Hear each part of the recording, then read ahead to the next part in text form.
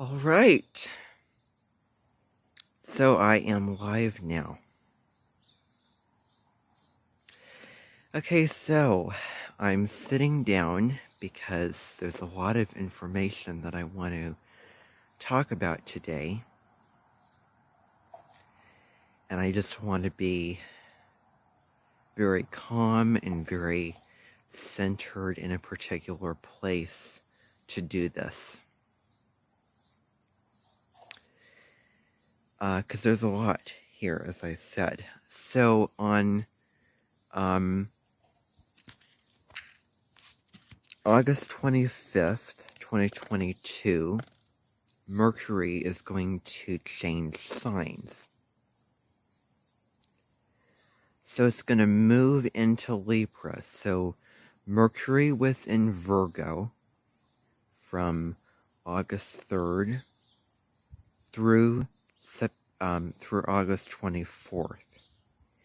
And then on August 20th, it entered Shadow, where various events and situations happening in your lives having to do with that you're going to delve deep into the misunderstandings of things that appear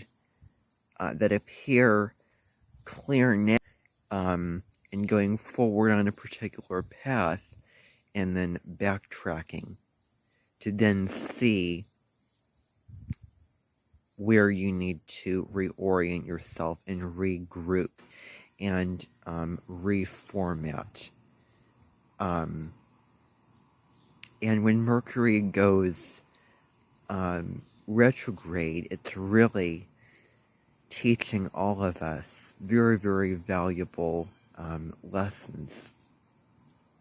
That sometimes when you're at a signal, and we've all had this experience when we're driving, we get to the stoplight and it's red, and so then we have to wait for the stoplight to turn green, and then we can proceed, and then we can move forward.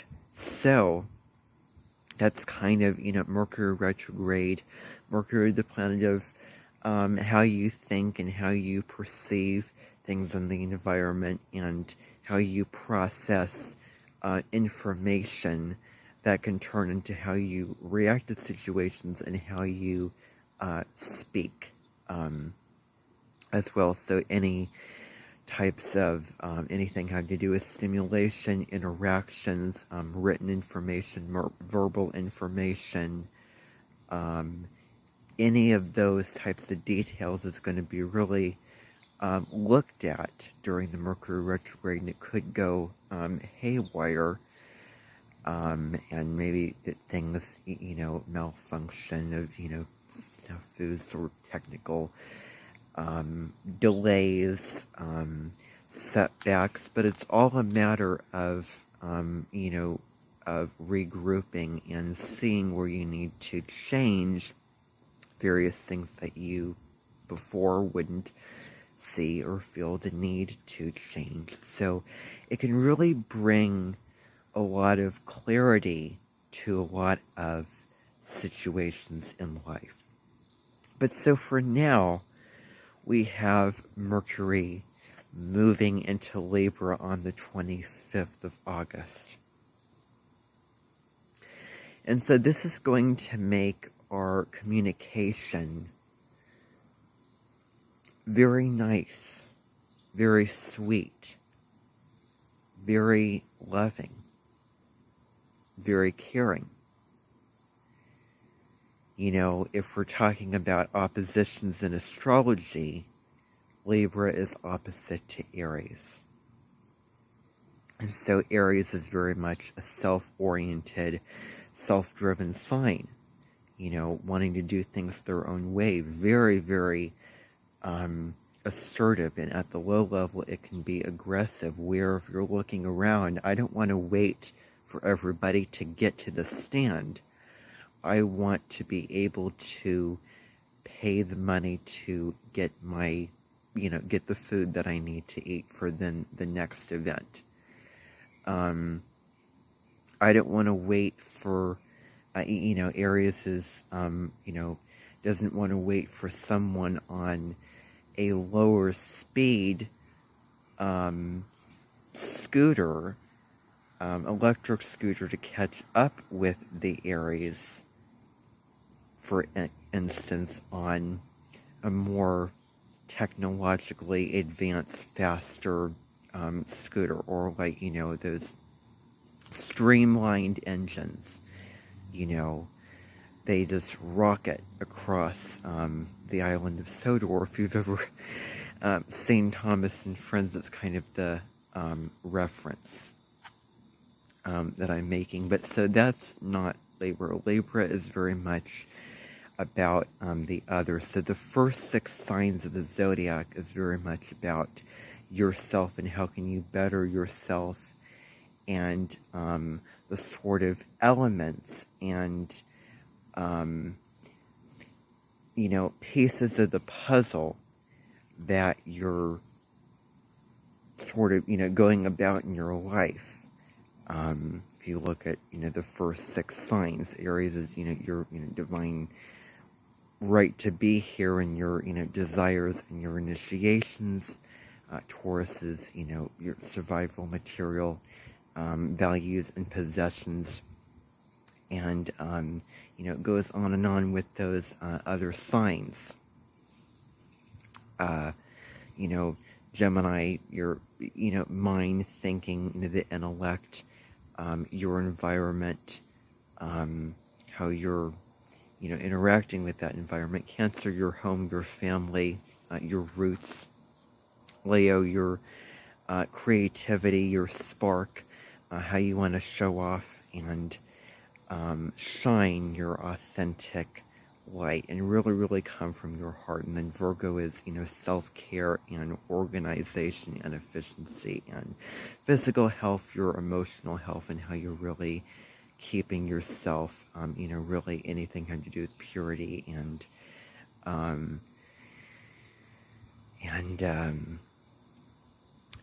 just a good system,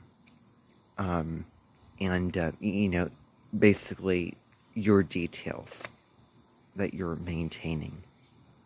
And then we get to Libra, which is very much about the other. So Mercury in Libra is very much about collaboration, very much the the middleman of going into a debate room and then seeing 2 sides of a situation, and they're divided. The 2 sides are divided.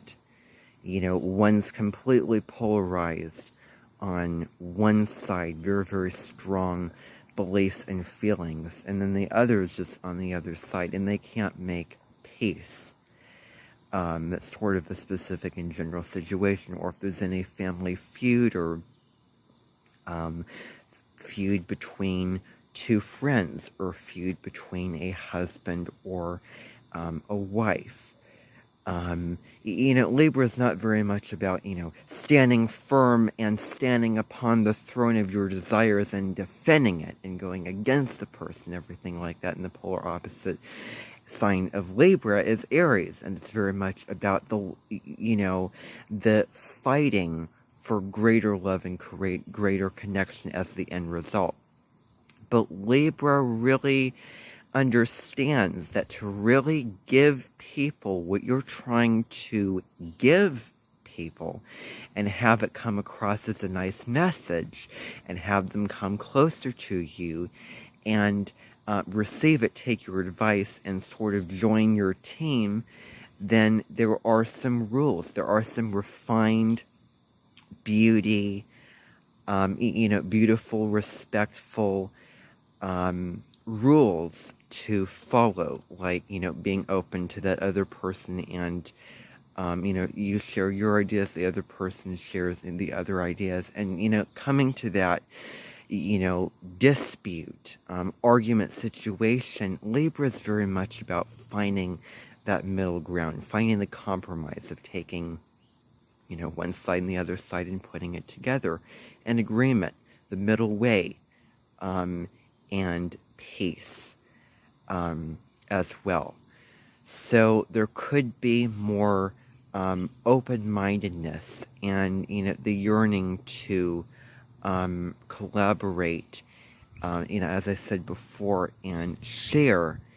We're not willing to just ride that bicycle just completely independent, but we maybe would want another person to sit on the bicycle with us as we're traveling throughout the countryside and looking at the beautiful trees, flowers, plants, listening to the birds. And I have a little short about that Libra, a bicycle built for two, on my YouTube channel, and I may or may not put that on my TikTok page. So, Mercury in Libra, finding the beauty in life, asking hard questions in relationship, because Libra does have to do with that 7th house area of marriage, but, really all relationships. Of, am I, balanced with this person? Am I doing my bit? The other person's doing their bit. Of that, maybe it's hygge, but maybe it's just, mental, charming, really kind connection to that other person. Now, the downside of Mercury in Libra is falling prey to being a people pleaser. Just doing something else for somebody else, of going to this store and buying them all these pots and pans when you have a busy schedule. You have this file to read, this, these essays to read, but then you agree, but then you did it anyway, even though, you just couldn't. And it wasn't an option at the time. So, it could be overburdening yourself, as well as, instead of, being true to yourself and, and being kind, being fair, but also honest. Also honest about what is right for you, what's true for you, what will really serve you, and, not leaving that out of the picture, not leaving your own identity and what is right for you out of the picture, and just having the healthy detachment and making a decision. I was contemplating and deciding whether or not I would talk about the aspects of Mercury direct in Libra on this live stream, and I decided, I just made the decision. Yes, I'm gonna do that. And, just trusting yourself and just, by goodness, making a decision and going for it. Just make a decision and trust yourself and, do something. Just sit in the thinking and the, analysis paralysis of getting caught in, oh, what if this doesn't work? Oh, what if this doesn't work? Oh, what if, oh my gosh, I'm so overwhelmed over here, and etc., etc. That's, another thing. So, yeah, just make a choice. Consider the different sides, but then you need to be the independent one who comes to a final decision. So, then, on August 29th, the moon's going to be conjuncting Mercury. And August 29th is Michael Jackson's birthday. The sun's going to be in Virgo at the low level, judges situations. So caught in, the little details. And both of the conjunctions, both of the aspects that I'm going to be talking about have one thing in common: logic versus something else. So on August 29th, Moon's going to be conjuncting Mercury, and the moon is your emotions. It's what you need to feel, nourished and nurtured. It is your, instinctual nature, and really, the person that you can drop into, the person that you are, and, really, really looks at your, innate, feelings and emotional needs, and how you express your emotions, and how you need to express your emotions. So Moon conjuncting Mercury is very much, I'm going to talk about my feelings. I'm going to voice it. I'm going to bring the feelings, which are not words, the little sensations, in the emotional body up into the mental body, up into the mental realms. So that's Mercury, because it is very, very fast and very busy, having all these ideas, and then just, busily, oh, I'm selecting this one, I'm selecting this one. And I'm sort of gathering up all the information that I need to do what I'm doing, which is to come on this live stream. Mercury deals with collecting information.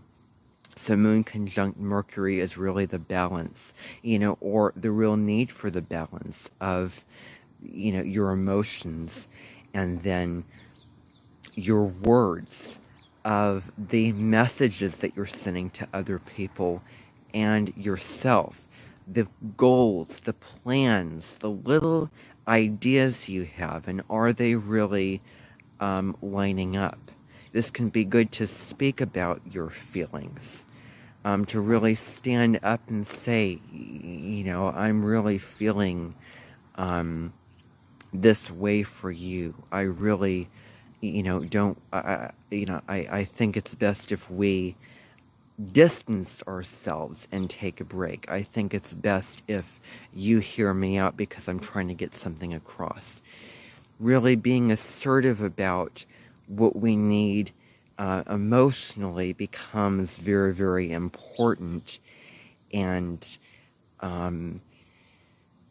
it becomes significant here with this particular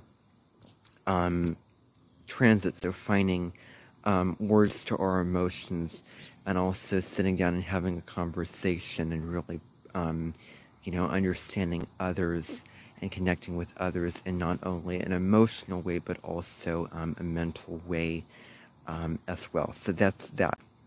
And then on September 2nd and 3rd, Mercury is going to be opposite Jupiter. So oppositions. So Mercury is going to be in Libra, Jupiter is going to be retrograde through Aries, and Jupiter retrograde is reflecting on your growth and how far you've come, and again, that, reorienting yourself. So Jupiter is a really, really big planet. It's huge. It's a gas giant.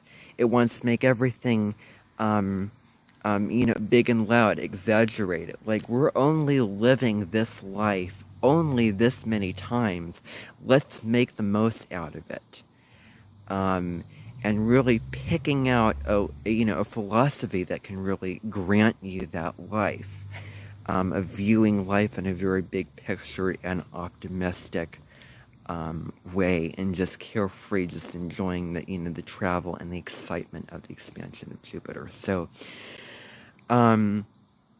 there's there could be a lot of new ideas. It's a wonderful time to have a new idea, like a new little thing that you want to try, and just there's just opportunity with this idea. Like, I've never tried this, and let's try it. I have the resources available. I have the the dream, or the